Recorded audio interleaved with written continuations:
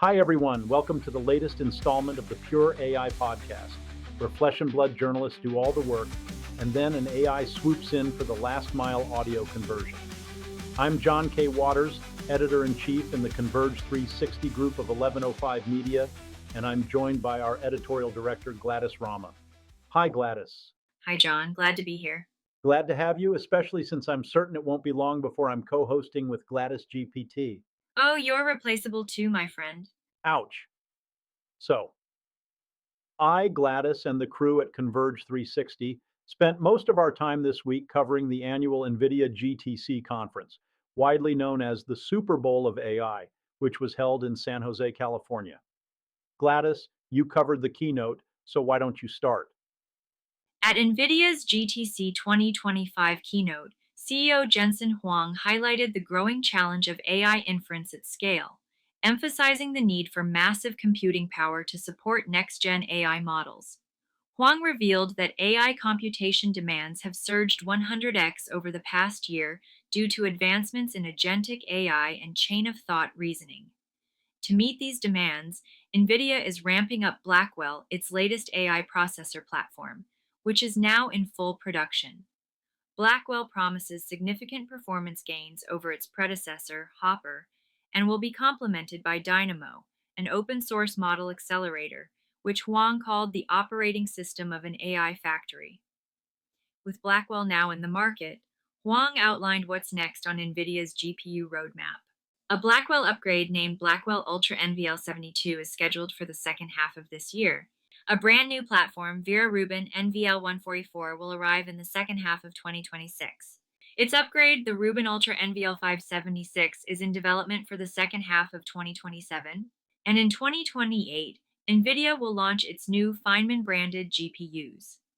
As AI driven workloads expand, NVIDIA continues to position itself at the forefront of scaling AI infrastructure, ensuring that businesses can harness the full power of AI with cutting edge hardware. The company also introduced a new lineup of AI powered computing solutions aimed at boosting enterprise performance and efficiency.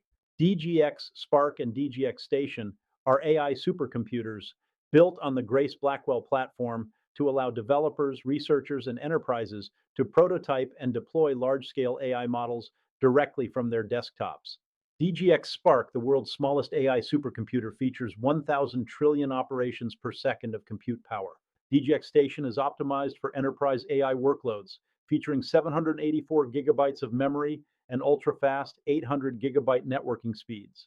RTX Pro 6000 Blackwell Server Edition.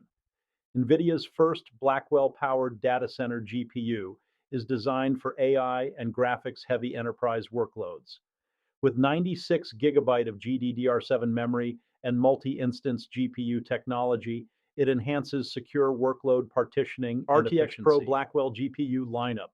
New desktop and mobile workstation GPUs cater to AI professionals, content creators, and engineers.